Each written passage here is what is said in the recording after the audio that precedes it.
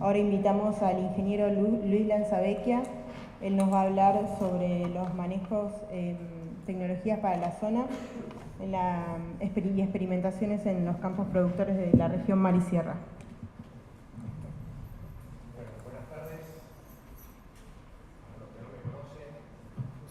mi nombre es Luis Lanzavecchia, referente de la Agencia de Extensión Necochea, del INTA. En primer lugar, quiero agradecer este espacio que el Ministerio de Agroindustria nos ha brindado en nombre del Grupo de Extensión Agrícola de la región Mar y Sierra, a la cual pertenecemos, referentes de la Agencia de Necochea, de Lobería y de Tandil. Voy a desarrollar en estos minutos cómo es la mecánica de trabajo que realizamos desde la extensión en cuanto a la transferencia de dos cultivos de suma importancia en esta región sudeste para el trigo, que es el trigo y la cebada. En primer término, voy a detenerme unos minutos para dar un contexto local de cómo está ubicada la región del distrito de Necochea, denominada como subzona agrícola homogénea a través de esa caracterización que el INTA hizo en el componente que es el RIAN de la estación experimental de INTA Balcarce. Esta caracterización aborda distintos aspectos como son los productivos, la secuencia y rotaciones que los cultivos vienen teniendo, la producción pecuaria, aspectos de relieve, de suelo, y en particular Necochea tiene un área continental, está definida por la subzona agrícola homogénea 3D, que ocupa 2/3 partes del partido, y un área costera que ocuparía el tercio restante sobre el litoral marítimo. Si nos detenemos a ver el mapa de capacidad de uso del suelo, que es una de las referencias que también tenemos en cuenta para poder definir y caracterizar la región, de las 480.000 hectáreas que el partido de Necochea tiene, 335.000 hectáreas poseen unidades cartográficas netamente agrícolas, de clase 1 a 4, de mejor calidad, es la clase 1 a menor calidad, donde un 50% de esas 35.000 hectáreas tienen distintos grados de limitación, sobre todo a zona continental, limitados en la profundidad de suelo, donde hay un manto calcáreo, donde son argidoles sobre petrocálcicos, y que definen un poco también actividades no tan agrícolas, que en el mapa lo podemos ver de color más castaño. El 20% de esas 335.000 hectáreas son de aptitud clase 2, de excelente calidad y comportamiento para el desarrollo de cultivos, donde ya son profundos, argidoles típicos, y son, digamos, de una zona de alto potencial para expresar el rendimiento de los cultivos prevalentes en la zona, tanto de fina como de gruesa. Y un 30%, que son las 144.000 hectáreas, que la clase es de 5 a 6, donde están destinadas a la implantación de recursos forrajeros, actividad pecuaria fundamentalmente, y de actividad forestal, con la incursión en los últimos años de poder esta actividad forestal combinarla con manejos silvopastoriles. INTA a nivel regional tiene 2 profesionales del CONICET que están trabajando en ese sentido. Bien, hablábamos de esa caracterización que venimos realizando en la zona, y a través de una metodología que son transectas, que en los últimos 10 años venimos realizando en el partido de Necochea, Lobería y Tandil, En particular, del partido de Necochea podemos definir la zona del área continental con una secuencia de la incorporación del cultivo de cebada y trigo acompañado de soja de segunda, intercalado con la presencia de esta oleaginosa como cultivo de primera siembra. Podemos definir a través de esa secuencia. Con respecto a la zona continental, a la zona costera, esa zona de expresión de alto potencial de rendimiento, esa secuencia de rotación ya incorporamos al maíz y al girasol, de manera tal de poder tener una variabilidad de cultivos, la incorporación de gramíneas que lograrían un buen balance de carbono y tratar de buscar innovaciones tecnológicas que permitan expresar el mayor potencial de rendimiento de esta secuencia de cultivos. Bien, un breve panorama de cuál es el marco productivo y la historia de mercado. Bueno, un simple panorama porque en la segunda parte de la jornada van a hablar especialistas que saben mucho más que yo del tema, pero para recordar cómo se ha dado la secuencia o la pulseada de los cultivos predominantes de FINA en la región, trigo, cebada, que es lo que nos convoca, y ha caído cambiando según el contexto de regulaciones y de mercado a lo largo del tiempo. Tenemos que recordar que en la década del 2000 hay una intervención creciente en el mercado de trigo, de manera tal que surge como un sustituto, como una alternativa en cultivos de invierno, el cultivo de cebada. Se amplía el mercado de este cereal, existen precios competitivos con el trigo, y desde el punto de vista agronómico, que me voy a detener a eso, permite ubicar a un cultivo de segunda en el tándem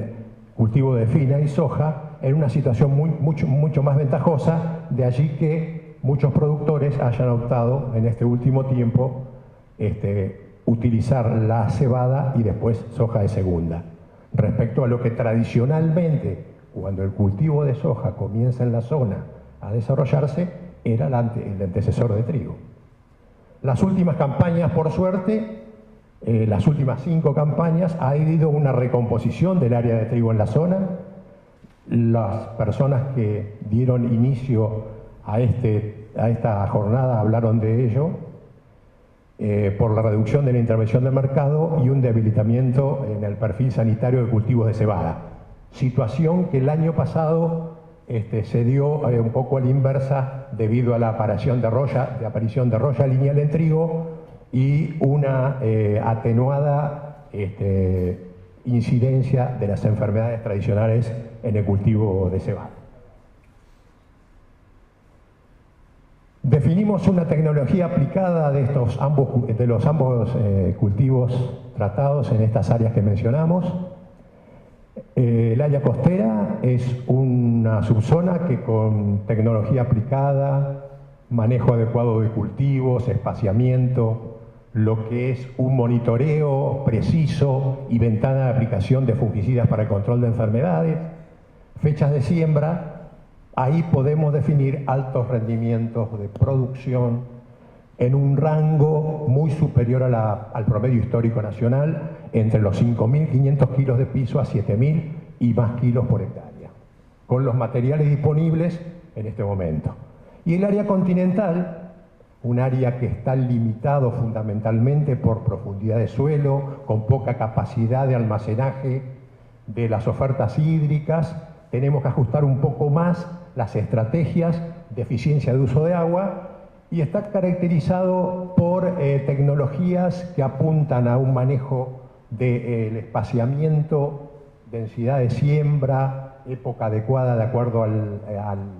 la variedad y al ambiente, donde el promedio, si bien está por encima del promedio nacional, pero ya el rango está entre 3.500 y 5.000 kilos por hectárea.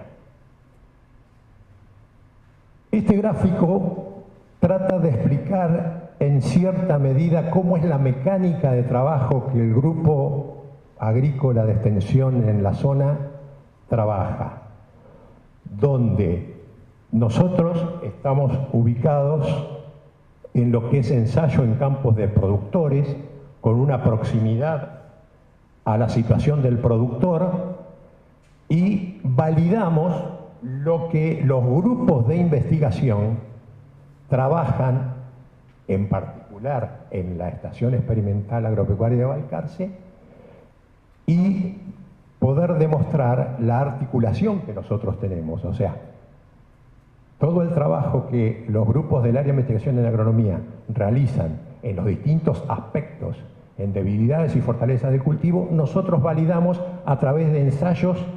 de experimentación a campo simples y a través de sitios o lotes demostradores a lo largo y a lo ancho de esta región marisierra que estábamos hablando. Acá intento demostrar cuál es la estrategia. Esa evaluación que hacemos en la zona a través de esas verdades de campo por métodos de transectas, la consulta con referentes calificados en la zona, trabajos realizados en proyectos nacionales de INTA nos permiten diagnosticar áreas macroambientales como la zona interserrana del partido de Tandil, una zona agrícola ganadera mixta con limitantes edáficas y una zona costera de alto potencial de rendimiento y sin limitantes ambientales, con efecto atemperador del mar. Entonces, este análisis macroambiental nos permite ubicar estratégicamente sitios demostradores, campos demostradores en el área en el cual estamos trabajando. Hace ya más de 3 años venimos trabajando fuertemente en realizar experimentación a campo en el sitio Tandil, que es el área interserrana. También 3 años una mirada integral de un campo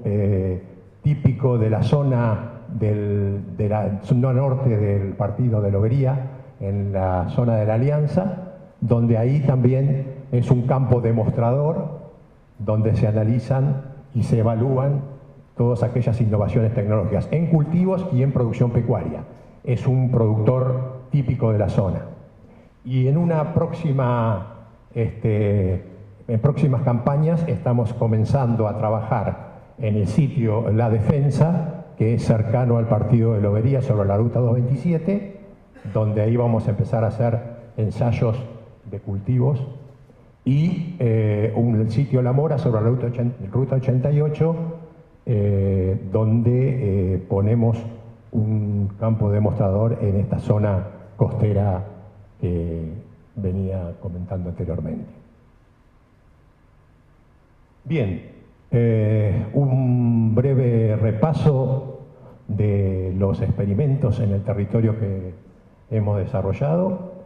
Voy a continuación a hablar de unos resultados en ensayos en trigo, cebada, en campos de productores durante las campañas 16, 17 y 18. Se han nos hemos enfocado en lograr evaluar el comportamiento de las variedades disponibles en el mercado, una tecnología que no es menos importante, y estamos firmemente trabajando en promover un correcto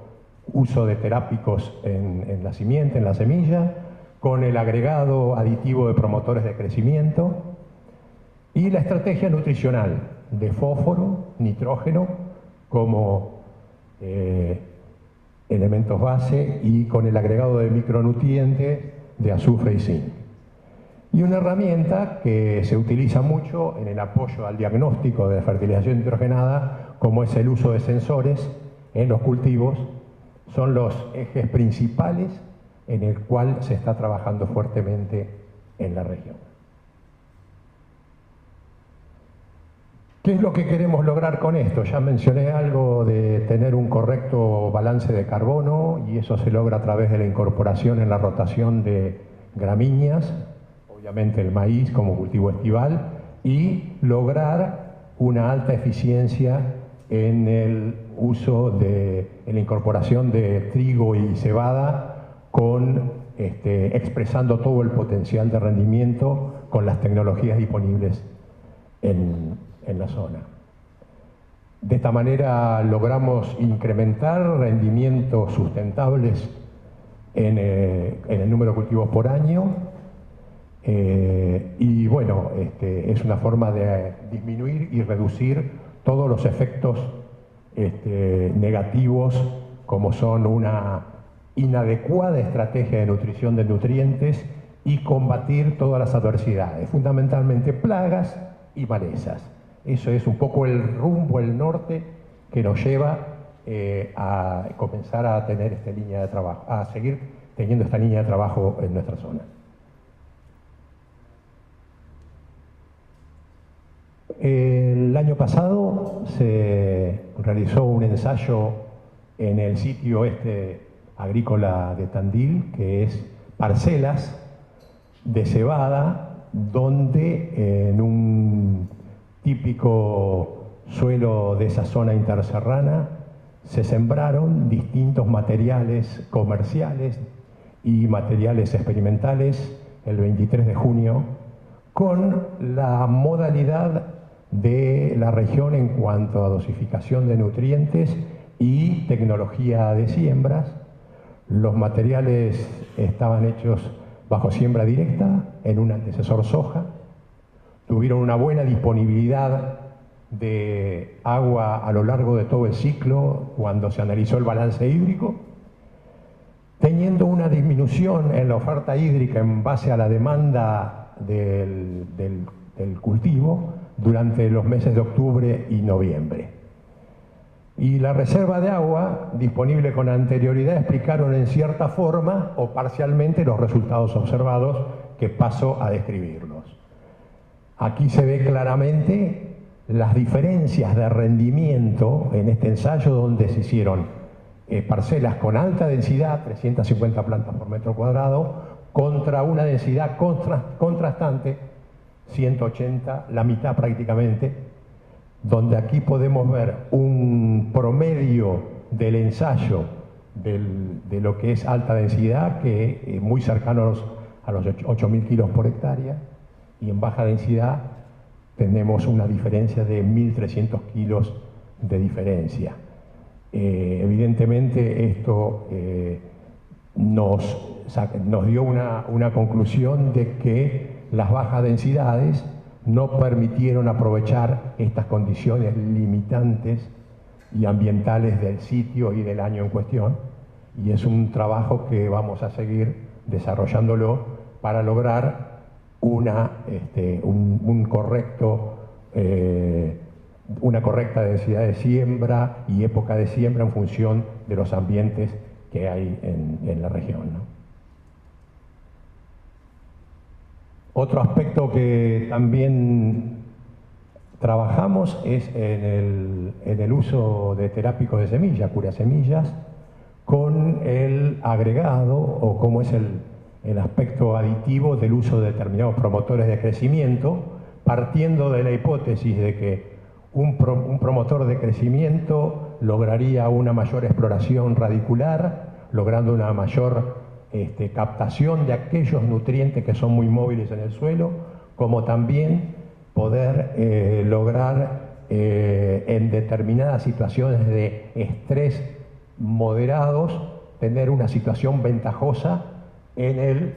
periodo inicial del desarrollo del cultivo. De manera tal que en el sitio Tandil se sembró una variedad de trigo, la variedad LDC 514, una siembra del 5 de agosto del 2016. Se empleó inoculantes con micorrizas. Los tratamientos fueron en un diseño factorial doble, tratando de poner terápicos tradicionales, el tradicional tiracarbendazim con una mezcla de triazoles, y por otro lado la incorporación de un inoculante que son micorrizas, promotores de crecimiento y micronutrientes, dos productos comerciales en la dosis de Marbete. El resumen de los resultados, vemos que en el cuadro superior a la izquierda, los 4 parámetros que se evaluaron, el índice de verdor, a través del Green Seeker, que es un método para determinar en el cultivo este índice, no variaron, no hubo una gran variación. Sí hubo una variación importante en un componente de rendimiento, que son los granos por metro cuadrado. No hubo mayor variación del peso de 1000 granos. Eso está un poco explicado también por la poca capacidad que tuvimos de compensar rendimiento, que el trigo compensa rendimiento por buenas condiciones a final del periodo. Allá podemos ver en el balance hídrico cómo la disponibilidad hídrica está por debajo de la demanda del cultivo y tuvo una variación de rendimiento importante. También los que más variaron fueron la componente número de granos y rendimiento. Evaluando el análisis estadístico de cómo fue el comportamiento de los inoculantes y de los terápicos, podemos ver una diferencia significativa del tratamiento con el terápico compuesto por una mezcla de triazoles. Fue significativa con respecto al testigo, con un gradiente de diferencial entre el 14 y 15%, pero no así aquel tratamiento realizado con inoculante o sin inoculante. No obstante eso, no tiene diferencias estadísticas significativas, pero verdaderamente lo consideramos muy provisorio seguir trabajando en la combinación de estas dos tecnologías, porque existieron entre un 5 y un 6% de diferencia de rendimiento. No es estadístico, pero es para tenerlo en cuenta. Acá vemos la asociación que hubo entre la variable del número de granos por metro cuadrado y el rendimiento, donde explicó el 94% de la variación de rendimiento estaba explicada por la variación del número de granos, no así en el peso de 1000. No fue una compensación importante que tuvo el trigo en el último periodo debido a las condiciones ambientales y déficit hídrico que tuvo el ensayo en ese sitio. Bien, acá están los resultados, en un rango de rendimientos del testigo. Fíjense ustedes las condiciones del testigo con respecto a la aplicación del inoculante con el terápico. Bien. Repetimos el mismo ensayo en el sitio La Alianza, al norte del partido de Lobería, donde también, en otro ambiente donde ya estos suelos están limitados en profundidad, durante la campaña 217 se sembró la variedad Buc Clarás, y acá podemos observar rangos de rendimiento entre 3.000 y 3.400 kilos por hectárea. No hubo mayores diferencias, sobre todo influenciados también por el déficit hídrico en el periodo crítico del cultivo, pero sí podemos ver que la utilización de tratamientos adecuados de terápicos químicos y de terápicos biológicos, como es la incorporación de un hongo que es el Trichoderma arcianum, que es un producto comercial de Rizobacter, permitió lograr la adecuada implantación del cultivo, sobre todo en el periodo inicial,